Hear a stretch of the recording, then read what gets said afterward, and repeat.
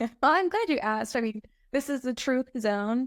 I would say 5% of my job is managing up and 5% is down. Welcome to Talk Tuesday, a webinar series where we explore what it takes to kickstart new projects, launch new products, and create the right conditions for team success.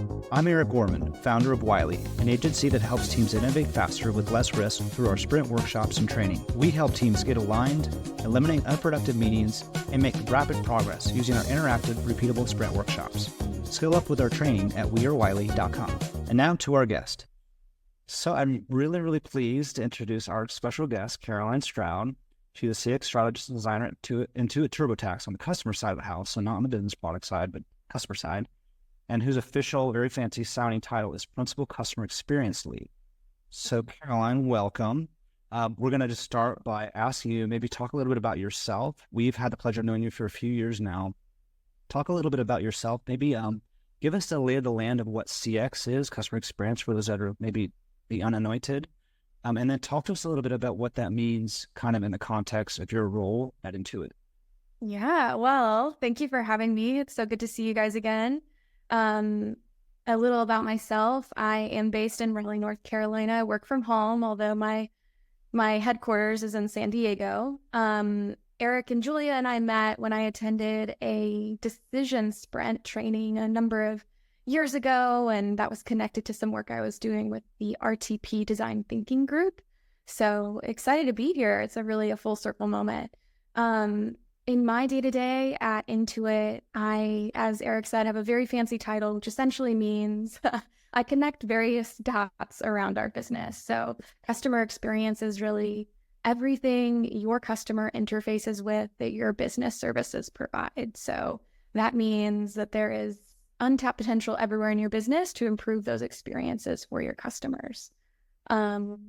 I've been in a number of CX roles. Intuit, I've been here, I think, about a year and a half now, which is a completely different ballgame since it's a seasonal business. And prior, I was working in a B2B setting at Cisco WebEx, also in a CX role, but primarily interfacing with product management counterparts and trying to kind of thread the needle for onboarding and renewal experiences of that product.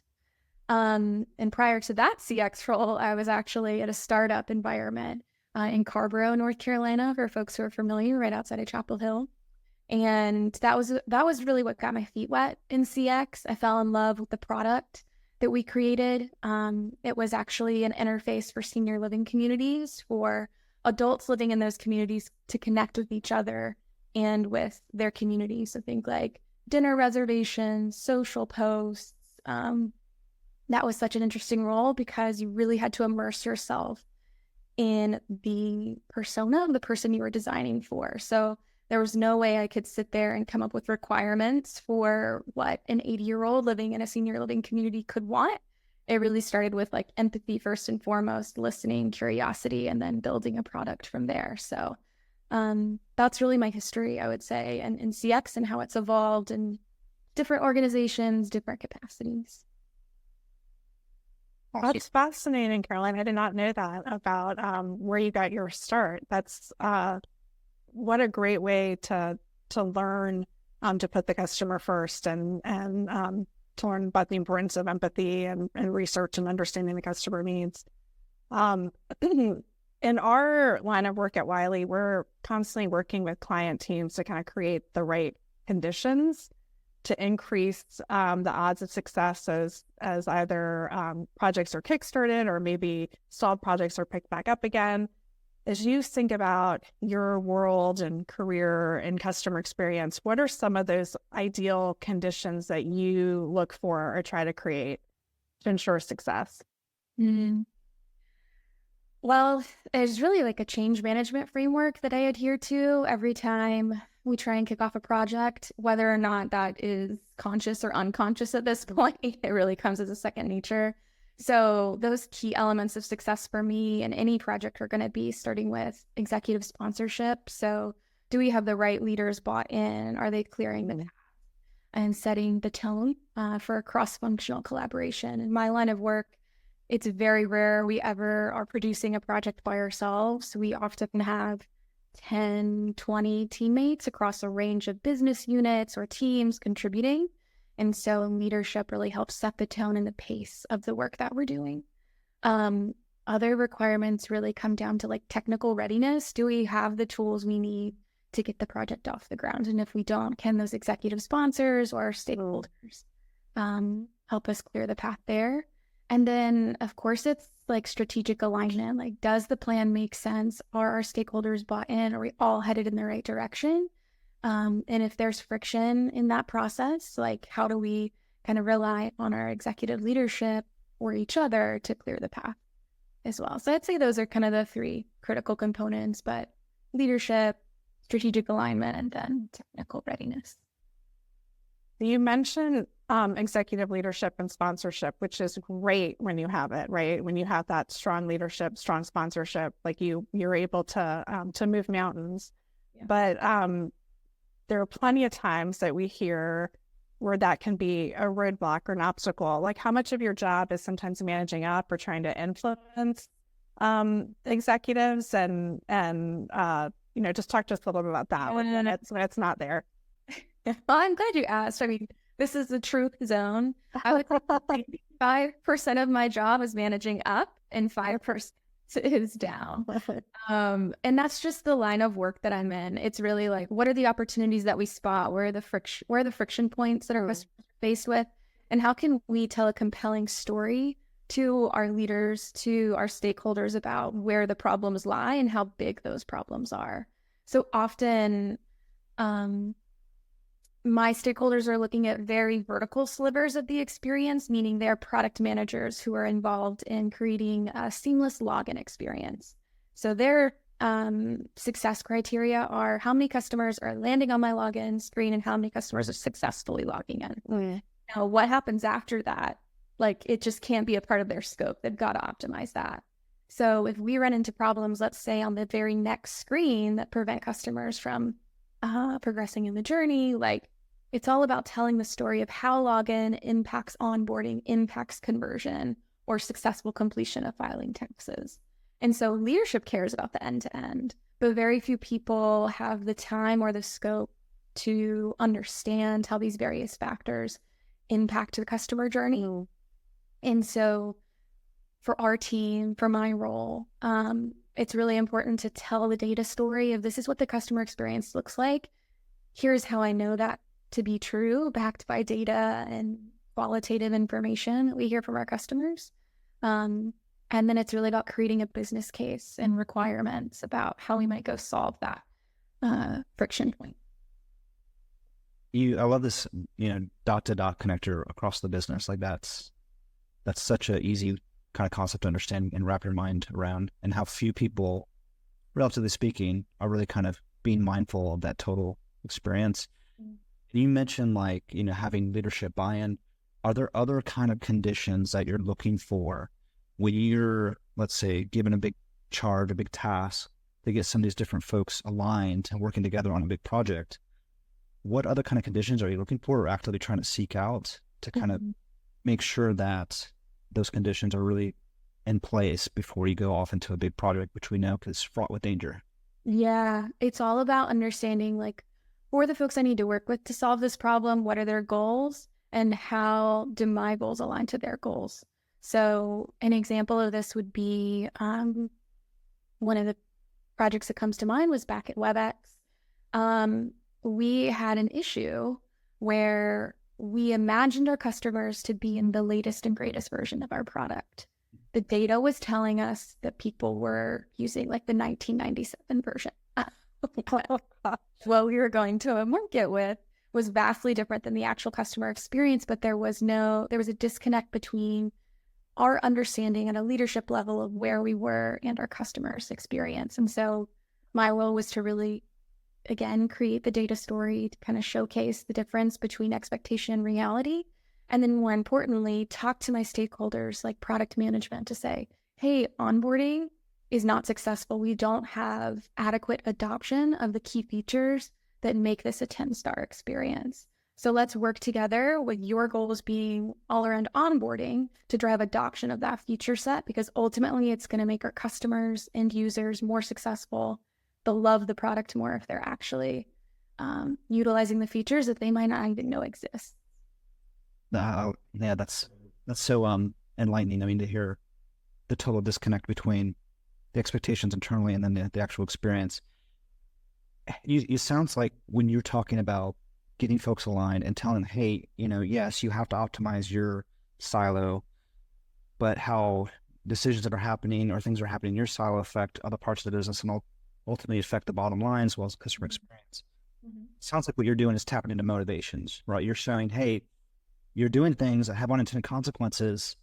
And by informing people that you're essentially hurting or harming others, which to me would be tapping into the internal motivators, that's really what's driving the change, or gives you an opening to drive change and get people on board. Is that what you're seeing? Is it really, kind of getting to those internal motivators? Yeah. Like getting to the heart of people. Absolutely. I mean, I think when it comes to change, like we've got to make sure folks feel passionate about solving customer problems and they're fully bought in to the problems themselves and how they contribute to them. I will say like 99% of every single person I've ever worked with wants to solve customer problems and has empathy for the customer. It's just a matter of, do you have the complete context of how to solve a problem or how it manifests itself across various different aspects that you might not have line of visibility into on a day-to-day basis.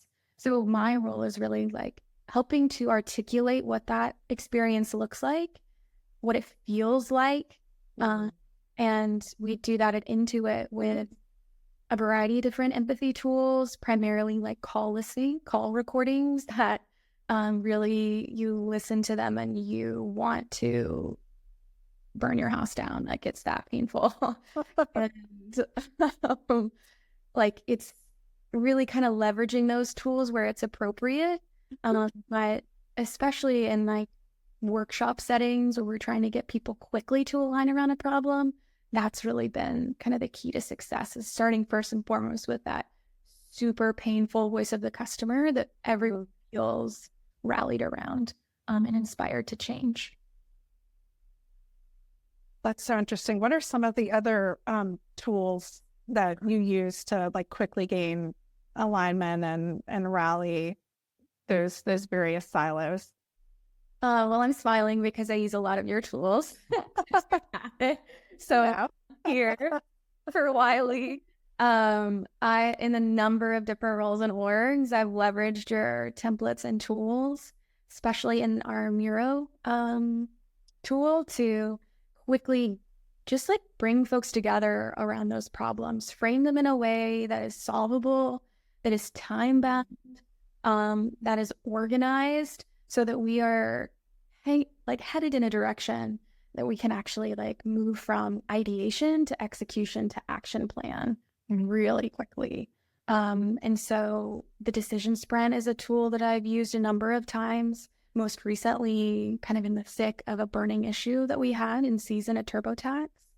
And I can't tell you, it's part of the reason I'm here today is because it was so helpful in unlocking a lot of the defensiveness that folks felt coming into the room, because this was a big problem that no one could take solo accountability for, and no one could also figure out how to move through it because it was so complex and layered.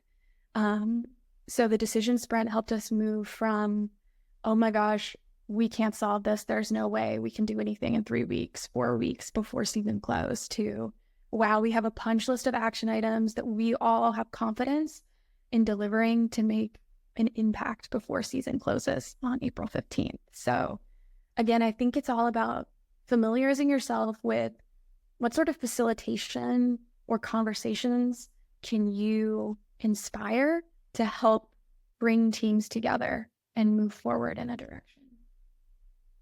I think that what you did is just like so badass. Like, I mean, one, you had to have the nerve and the tenacity to be like, okay, we can tackle this thing. I mean, that you got like all the political booby traps you can imagine and everyone waiting to point fingers, right? This is so common, and I think really relate, Julie and I can relate to this type of environment because we work with this all the time in big corporates with complex challenges, right, that you're describing.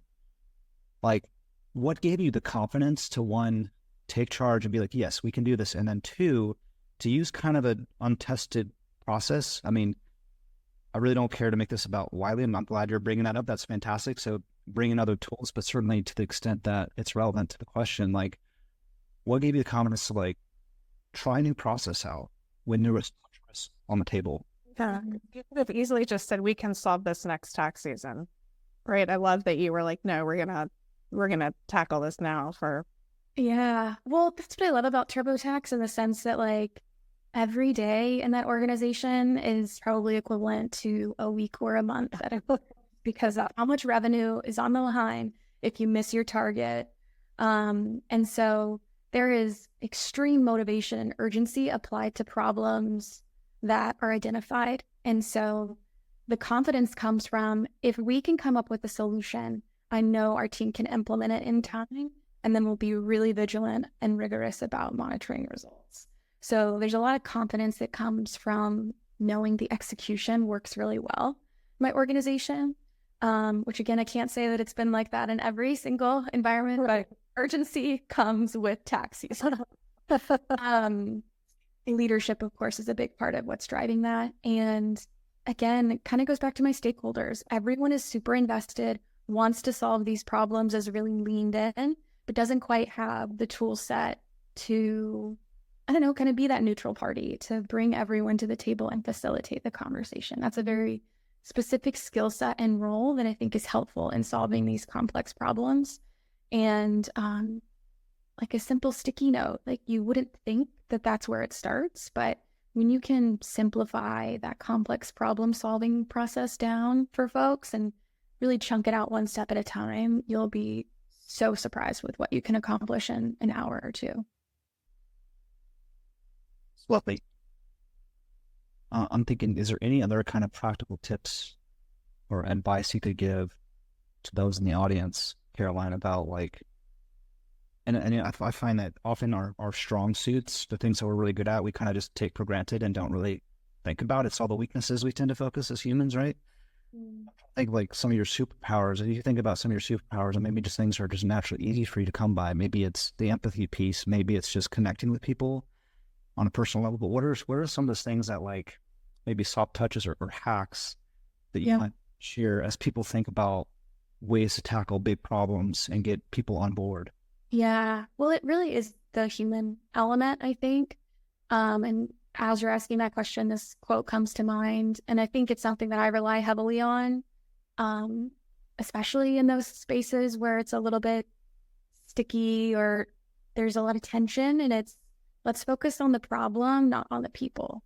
And so I think kind of coming back to that and reframing it, and even reminding stakeholders when, finger pointing can happen is something that's critical because like we all know everyone wants to do their best every single day. And this is not personal. This is a business problem that we are professionals here to solve. And we have faith in our own competencies that we can do that.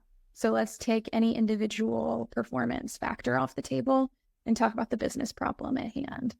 And I think that gives people permission to just kind of take a deep breath because at the end of the day, like I'm not holding up a report card and I'm not reporting to your leadership. You get an A, B, C, D for participating. I hope you can show up in a way that feels comfortable for you. And to me, that's my biggest success criteria in facilitating any conversation, a workshop or a one-to-one is like, can I make the other person feel comfortable enough to share in whatever way is comfortable for them? And really that is like an inclusion value. So people showing up in a way that their voice is being heard and we're not getting like a halo effect from folks who participate louder or more frequently. And so I think those are some other tips that I would just keep in mind as folks show up in a variety of different ways. Just make sure you're paying attention to that. And again, make it personal, but don't make it about the individual. Or to like a quote similar that's like assume positive intent. Mm-hmm. You're getting at, which I think is it's freeing too, right? Like we all come with our baggage, and most of the problems that we face, right? They could be big tech problems, sales problem, whatever. But at the end of the day, they're people problems at the heart. Yeah. I love what you're saying there about making it about the challenge, not necessarily about the people that are involved with personalities. Yeah. And as another thing I would just add is, as we're talking, I just thought of it, like oftentimes you might have a question, and this is easy. I can get into this like, okay, well, I need this person to be bought in so we can move quickly, get the ideas, da da da. And sometimes they come at you with like a completely different perspective, or you're taken down a very different track. And I like to hold space for that because often, especially if it's someone new that I'm working with, like I really want to understand, okay, why is this front and center in the conversation right now? Or if we were talking about X, but you want to talk about Y and that feels more important, like make sure that you don't let your ambition or your sense of control overtake your curiosity, because it could be that what they're bringing to the table is something that you weren't even aware of. And if that's their biggest blocker and they can't see anything besides this, like you got to take that into account in whatever solution you're designing. So I think that's also another kind of critical element is listening and then really trying to uncover, okay, so why is this important? And tell me more until you can kind of connect the dots for yourself and maybe even sometimes for the other person too. Mm-hmm. Powerful. We have a question. We have actually a couple questions I thought we could address. One, first, Caroline, it's a question asking if you have experience utilizing these processes and stakeholder engagement with external groups, and what are some good ways to incorporate external stakeholders in problem solving and innovation? Yeah, I'm assuming they mean like outside of your organization. So like agencies or vendors. That's hard. I mean, some experience, I would say most of my experience with CX is using these tools and processes from others who have like an at intuit.com email address. Yeah. But I will say in a lot of these like multinational organizations or corporations, like working with MailChimp, which is also owned by Intuit, can feel like working with the external stakeholder just because it's an entirely different business model, culture even. Mm-hmm. And so I would say like we've actually had a lot of success when we pull those folks in who can also speak to their processes or how they're solving a similar problem in their business. And again, like the tools speak for themselves. It's really, it doesn't matter who you are, where you're coming from. I think you can always rely on the toolkit like we have in the decision and strategy sprints to bring folks together and facilitate a great conversation. So you mentioned MailChimp. So do you all, like, do the customer experience teams at those different aspects of the organization kind of come together and resource share, talk about some of the common pain points? Yeah, that's great. Yeah. A lot of it is like data conversations. Like what data do you have? Are you building experiences based off of that? Or tooling, like what are great tool sets that you have that we haven't employed yet that we can learn from? And yeah. It's nice to have counterparts that you can learn from like that. Yeah. There's another question. This is someone who's clearly read your LinkedIn bio. Yeah. So that's I'm impressed. Yeah. About how to transition from English literature to the type of role that you're in now. Yeah. So I can only speak from my experience. I don't think this is like a silver bullet, but when I graduated with a degree in English literature and folklore, which is a fun. Oh, no way. That's basically a Southern Studies minor, but the fact that it's called a folklore minor is pretty cool. Which again, like you could say that those are two very creative, open-ended spaces, a study of humans, peoples, and story. So for me, like what felt similar to that was marketing in a sense, like what's storytelling that feels creative, compelling, but also business oriented. So that was kind of how I tiptoed my way into the industry. And then from there, working at the agency, that's really where we created the product for the senior living community. And I naturally gravitated towards, okay, let me talk to the users of this product, what their daily needs are, and how we can design solutions for those folks. So again, curiosity, people focused. And I think it's just like taking stretch opportunities where you see them, where you naturally find passion. I think they'll present themselves. It's not probably the answer you want to hear if you're trying to make a hard pivot, but I think again, like staying open. I didn't imagine that I would be in CX. I didn't even know what CX was when I graduated university. So I found myself in this lane, and it's because I followed my nose and the types of projects that I liked working on. Yeah, I'm urban planning graduate. I mean, I did have several years in that profession, but yeah, not doing that anymore. So yeah, I mean, that's like systems thinking though. So in a way, like there's similarities I across. was in practice, so it prepared me in some ways. But yeah, we have a couple of minutes left, and I want to kind of like go off script here and just give you a chance, Caroline, to like maybe share something that either is really of interest as of late to you, maybe something you came across. It could be professional, it doesn't have to be professional, but certainly professional is on the table. But again, you can explore what you want. But what's maybe like something that you're curious about or interested in and want to just maybe share with the audience that some personal question. Yeah, what's inspiring you right now? Yeah. That's such a good question. Oh my gosh, curveball. Let me take a second and inventory my life. Right now, actually, so I just got married like a month ago. Congratulations. Yeah, thank you. So that was a super creative process oriented. I felt like I was launching a program that I cared It's about. very end to end. Yeah. Yeah. So I was like managing everyone's journey with I love it.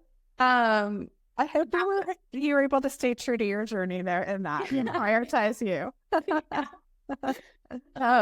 So that was an incredibly like creative process, and after it was over, I was like, what do I do with my time?